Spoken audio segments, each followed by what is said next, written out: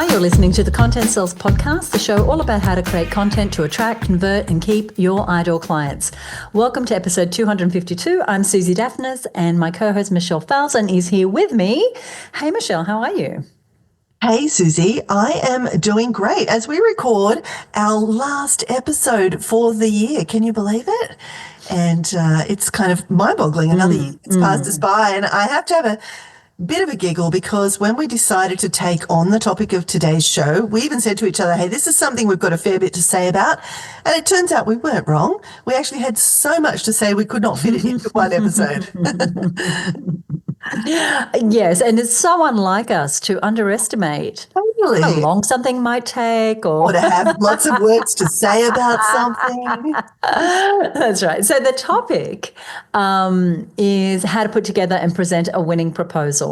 And so today's episode is actually part 2 of our deep dive into the key things that we want you to know about creating a winning proposal so that you get more clients to say yes to your proposals more often. So if you haven't listened to part 1, you might even want to press pause on this episode, go back to episode 251 and listen to that, and then come on back and join us here for the rest of the story. That is a great idea. And like we said in the previous episode, if you're someone who makes proposals to clients, perhaps you sell high dollar value products and services like solar installations or leadership consulting or interior design services, or maybe you make custom software for people. There's so many types of businesses where you would the mechanism for getting to somebody to say yes to you is the proposal. You definitely want to prick your ears up, because just like there's a formula for a winning webinar or a winning sales video or a winning sales page, by the way, they're all things we've done episodes on here in the show. There's also a winning formula for sales proposals. Most businesses that we see, however, are getting this wrong in some fairly important ways. And so we wanted to address that. Absolutely. So that's why we want to share our best advice for you to up-level your proposals and to win more of the projects that you are pitching for more often. And even if you don't sell via proposal right now, the tips we're sharing can be mapped over to sales conversations and other parts of your marketing. So this episode has something for everyone. Just the way we like it. And in part 1, just as a quick kind of update, in part 1, we covered the first few things we really want you to know about winning proposals so you can get that yes more often. First, we dug into the need to shift your mindset around your proposal and what that actually looks like. What does that mean? There's a very important mindset shift that you need to make, and we go into that in episode 251. Second, we shared our recommended structure for a winning proposal. That is the nuts and bolts of what to put in your proposal, what to leave out, and in what order to do this. So I hope we're tempting you to go back and listen to episode 251 if you haven't already. So definitely go back, check out part 1 of this double episode for that, because it's really important that you have that structure. And in today's show, we're going to continue on. First, we'll talk about the importance of the visual aspect of your proposal, how it looks, and also the role of visual storytelling. Next, we're going to share our best advice for building trust and the optimal tone to take with your proposal. And this is actually an important thing. Do not overlook this. Then it's time to dig into actually presenting the proposal and why you want to do that live and in real time and never just email the file over to your client.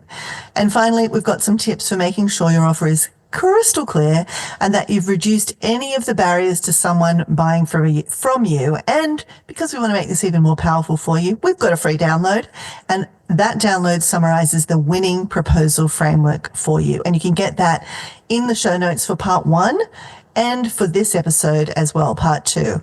And we'll give you the link that will take you straight to that free download and the show notes and all the other goodies a little later in the show. All that is coming up. So assuming you've already got the structure of your proposal mapped out using the winning proposal framework that we shared in the last episode, let's take a look at the importance of the visual aspect of your proposal. So how it looks and also the role of visual storytelling. Starting with the way that you visually present your proposal. Now, often we put a whole lot of energy into the words, into the content, but we can overlook the visual presentation, especially if that's not an area of expertise or an area that we feel confident in. Or you may not have even thought about it. But the visual presentation can make a huge difference in how your proposal is received. Yeah, and I want to pick up on that point, Suzi, with a real life example. So my husband, Mark, in one of his former reinventions, one of his past lives, was helping a dear friend of ours actually to build his catering business.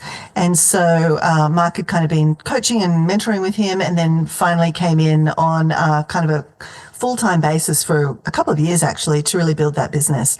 And believe it or not, they built this into a multi-million-dollar business. They won all the major venues in Sydney. They were doing all the venues that outsource catering. And it ultimately led to that business being sold for millions and millions of dollars.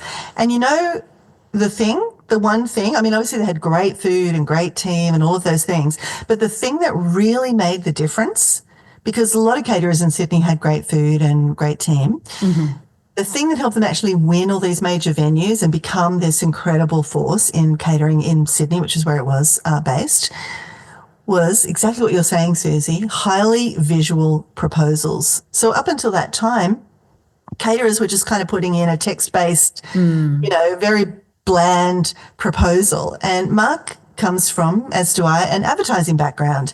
And so we used to make, and a film production background, and we used to make these gloriously gorgeous, even before, modern computing, makes me sound ancient, but we'd go to the colour copy shop. We'd get the art department to lay out all these beautiful big pages. We'd go to the colour copy shop. We'd make these large-sized, almost portfolio-like books of the films we wanted to make as we submitted those to the Film Finance Corporation or other places.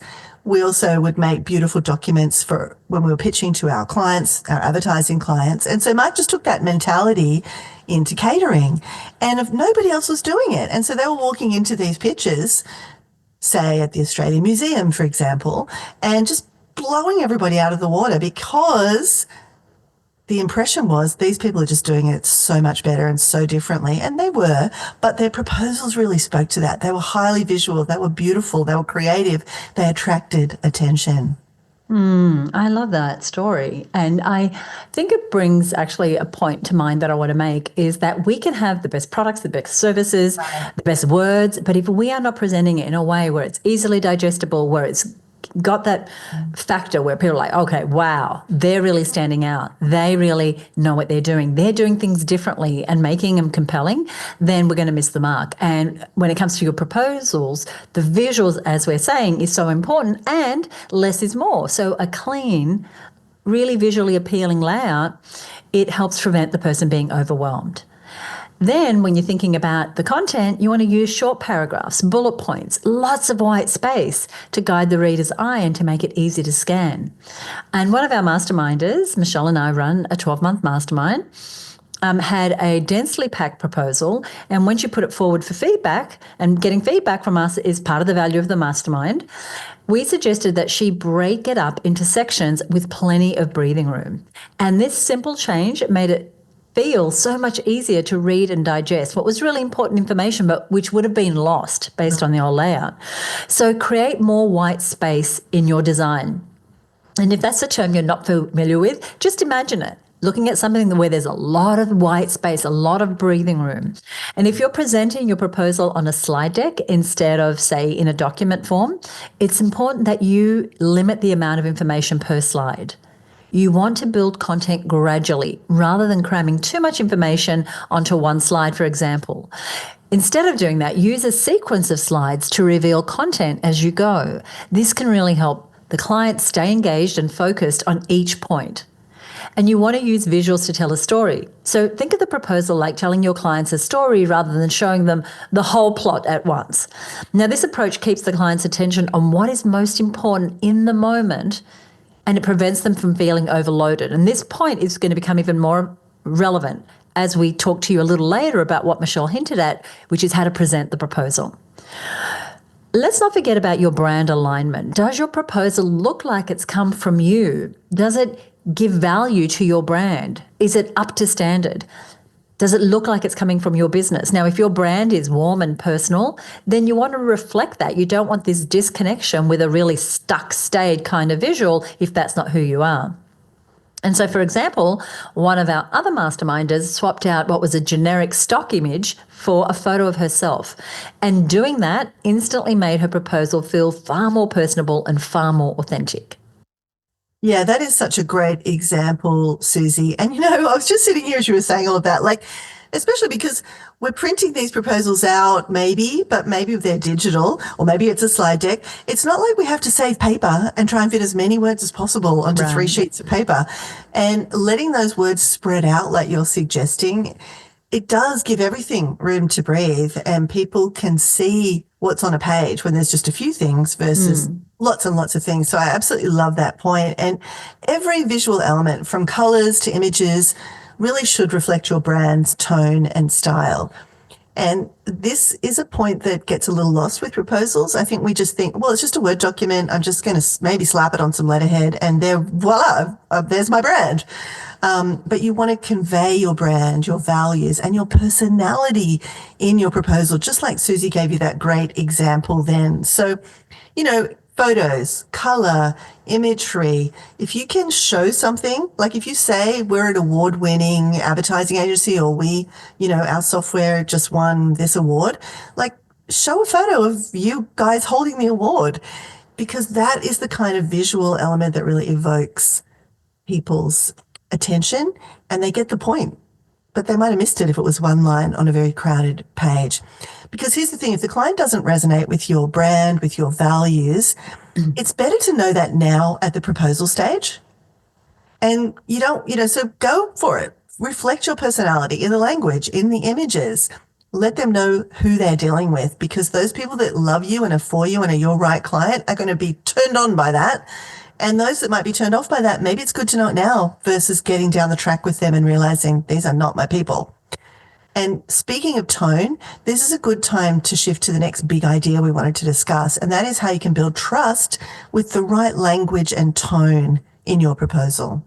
Right. And this is where we use subtle cues to build trust and build confidence. And one of the most important of these approaches is to use language that assumes a yes. What does this mean? This is known as assumptive language. So by using phrases like as we move forward or the next step for you inside of our proposal, you subtly presuppose a yes. Now, this isn't pushy. It's all about setting a positive, confident tone that moves the client into momentum and has them already thinking in a yes mindset as it relates to your proposal.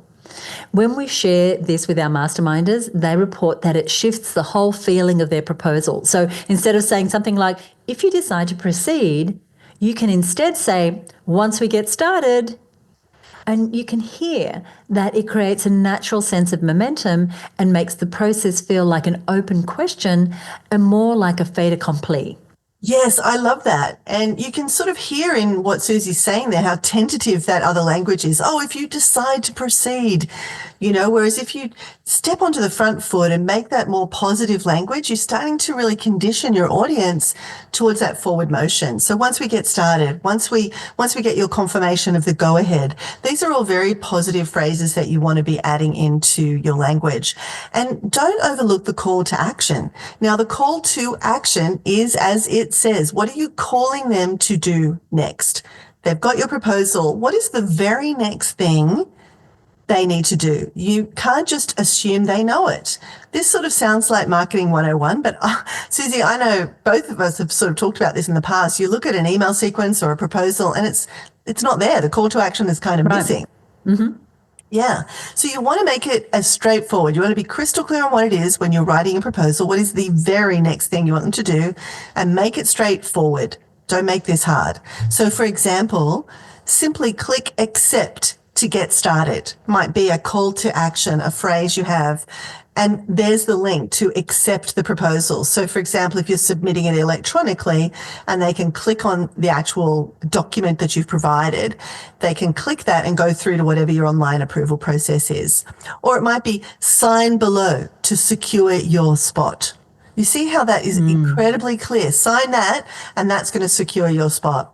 When clients don't have to think about what to do next, they're more likely to act. So don't just leave that signature at the bottom and have them think, oh, I guess I sign this. Is this what I do? And by signing this, what am I signing up for, right? So also, if appropriate, include follow-up language that gently encourages a timely response. A simple line like, we've reserved a spot for you and we're excited for you to get started. Or in order to get into our June production timeline, we'll need to finalize the project details within the next X days. This reinforces that the action is welcome and needed now. It's so clear. It just makes it so specific but easy. And you might think, well, I'm getting into details, but no, this is exactly what your clients need in order to know what action to take. So thank you for that, Michelle, because these are all important pieces of the puzzle, and you can see how they all build on each other, giving you an increasingly better chance of standing out from the pack, one, and two, having your proposal accepted by the client. So now we want to talk about perhaps one of the most important pieces in the puzzle, and that is the presentation meeting. And this is about closing the deal in real time. And here's what we mean. I think this is actually going to be part of my favorite part of today's episode, actually, because so many people don't do this. And it is such a simple and powerful change that it makes a massive difference to your results. And that is to walk your clients through your proposals live. Now, by live, I mean it could be in person or it could be on Zoom, which is more common these days. But you never want to simply email the proposal over, even if your client asks you to. And I'll explain why. You always want to make a specific time to take them through the proposal stage by stage so that you can tell that marketing story and unfold the information in the order you know is best. Because what's someone going to do if you email the proposal? Maybe you've done this yourself when you've received proposals from others, right? They'll go straight to the page with the price point on it, or it's going to get buried, or the executive assistant's going to have it and, have the first pass at it. But likely, when they open it, they'll go to the page with the price and make an unfiltered, unframed decision. Now, you want to create the right frame. And by frame, I mean you want to surround that price point with all the goodness that you have available for them. And you can only do that if you can control the order in which they receive that information. And so you want to control when and how that price conversation is had. So you don't even have to send it ahead of the meeting. Instead, you supply it at the end of the meeting for the client to sign off on. Now, there are some situations where you have to supply the written proposal, for instance, in the case of a government tender. And so the structure we've given you and the tips today will ensure that your proposal stands out. But wherever possible, I want to encourage you to only go through the proposal in person or virtually with your client. And this is a matter of setting up expectations. When you're asked to give a proposal, this is the way that we deliver it. And you'll find a way to talk about it. What you don't want to do is just you've done it before. You send it, it's attached to an email. You're sitting there waiting. Did they get it? Did they open it? Have they read it? Did they get stuck somewhere? Do they have questions? And so we want to encourage you to go this route, which is delivering it live. Yeah, I love this part of the process. I think this is one of the biggest impacts. Like, if you do this, you'll see massive results shifting for you. And I want to back up what you said, Suzi, around, if the client says to you, just email it over, you want to have a little bit of language that you've thought through there that you can say that immediately reframes that. And you can, if you do this well, you start standing out from the pack right away. And it's like, well, actually, what I'd like to do is book a time to take you through it, because there's several things I want to personally give you, my recommendations on, or personally discuss with you. And I'd love to, give you that extra time to actually go through it. So you sort of frame it in a positive way for them, that you're actually going above and beyond for them. And then they'll be like, oh, okay, well, that sounds good. What about, I can do next Thursday. Or you can say, I can do next Thursday afternoon or Friday morning. And suddenly they're like just moving forward with you, because you've now set that frame. And presenting your proposal live can make a huge difference. It lets you address questions.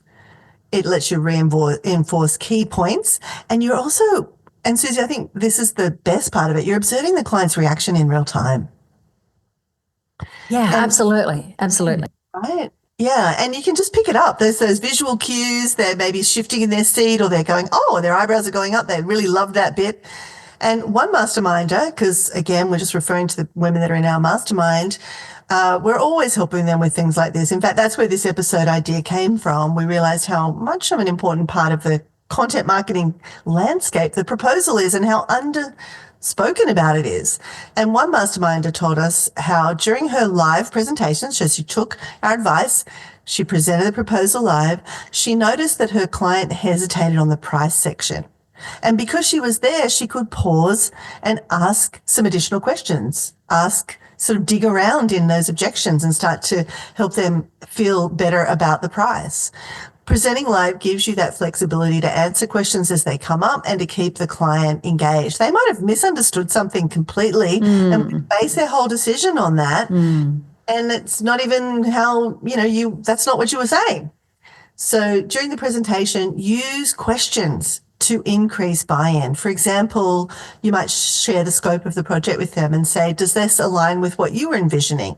And they'll say, yes, that's exactly what we wanted. Or yes, that's what we had in the scope outline. Or do you see how this could solve and whatever their specific challenge was? And these questions reinforce the client's interest and keep the conversation moving forward. And they also alert you to where maybe they're not agreeing with you.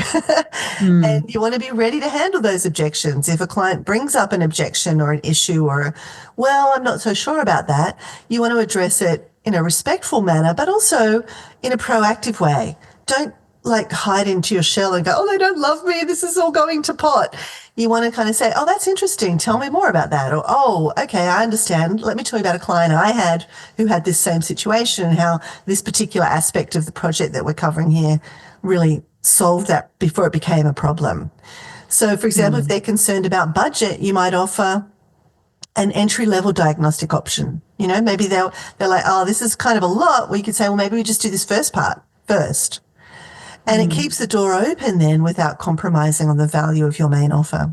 And on that same point, you may be able to offer them, a 3-part payment system, which, without you being there live, they might just assume, and then they don't want to ask for something different because they don't want to appear to have a problem with the price, or, it could be anything. Yeah. But you have just so many more opportunities when you're right there with them. So good. So we've made awesome progress, and now I want to take a moment to touch on the final key that we want to cover in this episode, and that is the final touches on your proposal. Now, one final touch to consider is adding a summary checklist to accompany your proposal. Now, this gives the client a quick recap of what they're getting. It's like a little reassurance step right before they make their decision. You might also consider adding a frequently asked questions section.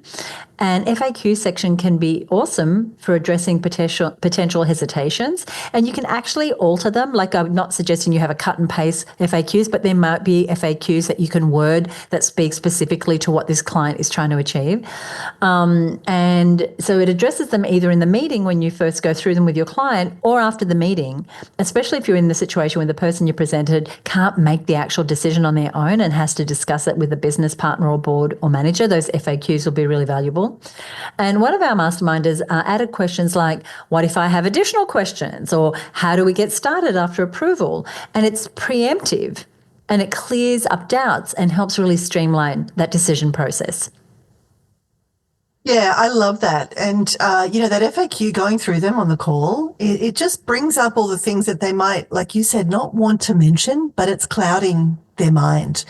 And you also want to make the acceptance process really smooth. So make it really easy for your client to accept your proposal. And we touched on this a little earlier with the call to action, but actually, what is that mechanism? How can you make that as easy as possible? What's the most frictionless way for them to say yes to you? And if possible, include a DocuSign link or an online approval button. Removing any barriers, even small ones, can be the difference between a yes, a maybe, and a no. And if you can't get that yes right then and there, which is always your main aim, like Suzi sort of said, there might be a bunch of reasons for that, then don't just leave it open-ended. Like, maybe they say they've got to present it to their boss or their board or their business partner. So that's fine. Then what you want to do is make a time to go back over the details with them, to regroup on it. So that's great. When is the next board meeting? Oh, it's next Thursday. Great. Well, look, I've got some time on Friday or maybe the following Monday where we could just regroup after that meeting. So you see how now you're not just leaving it up in the air. You've got another time where they go, oh, okay, well, look, let's meet on Monday and let's get in at 4:00. Now you know when you are going to hear back about that proposal. The client knows when their responsibility is to get back to you, and you can just go ahead and have that meeting, and maybe it's a yes, maybe it's a no, maybe it's we've got more questions, but it puts a cap on it just drifting off into la la land, which I think a lot of proposals do. So that's it. You have the second part now of our best ideas for creating winning proposals and getting more clients to say yes more often. And if you haven't checked out part one, I strongly recommend you go back and you do that now so that you've got the complete picture. And you especially want to hear us take you through the step-by-step framework for the winning proposal. Speaking of the framework, we've got a free download of the winning proposal structure for you in today's show notes. And those show notes also include links to any other resources that we mentioned here on the show today. So stay tuned for that link. But first, we love to share these tips, these marketing tips, these business tips, these content marketing tips with as many business owners as possible. So we would love it if you would leave us a rating or a review on Apple Podcasts. We have over 100 5-star reviews, and we want to thank you for listening, whether this is your first time or your 100th or 252nd. And if you enjoyed today's episode, we'd love it if you would leave us that rating or review. I want to thank Donna Cross, who is actually one of our masterminders. She has a business called Culturally Directed Care Solutions. And she listened to episode 241, which was with another masterminder, Susan Bell, and that episode was called The Power of Plain Language. Now, what Donna does is she serves aged care providers in rural, regional and remote Australia. And they are providers who struggle with compliance and capacity to build and maintain quality services for older people who are in home and residential care. And so what Donna said was, congratulations, Susan Bell. She was shouting at her fellow masterminder and saying, by the way, I love the podcast you did with Michelle and Suzi on plain English. I listened to it on my drive back from Fitzroy Crossing yesterday. So good. And it is a really great episode. Susan Bell, who is a master of plain language, breaks down how to make your communications more plain, in that they are more easily understood. So that's definitely one to check out. We will put a link to that in our show notes. And of course, our show notes will also tell you where to get your free winning proposals download. You can get all of that over at herbusiness.com/winning proposals part 2. Winning proposals part 2. And that 2 is the number 2. So herbusiness.com/winning proposals part 2. Michelle, what do we have coming up in the next episode? Oh, our next episode is a show we do each year and we love it. Both Suzi and I are avid readers, and we are going to share our top recommendations, the best books for content marketers, our 2025 edition. We'll also be updating our Content Sales recommended reading list, which is a comprehensive book list that I believe, and I think, Suzi, you would agree, every business owner needs this list. It is really, the culmination of the best business books that Suzi and I have read, that we would recommend, that we are constantly recommending.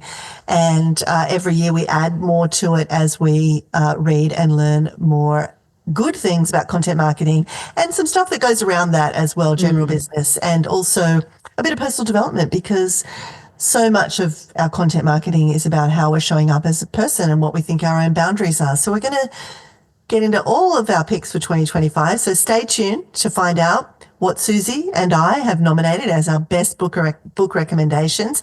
And this is going to be a great way to kick off the new year, Suzi, our first episode of 2025. First episode of 2025. I can hardly believe it. So yeah, do watch out for that episode. If you don't already subscribe to the show, just hit follow or subscribe wherever you are listening. And then as soon as that's available, which will be, the second week of January, that'll drop directly. And as Michelle said, it's not only we're going to talk about our top reads from this year, but we'll also be providing you our more comprehensive list of across all different sort of areas of content marketing that we recommend.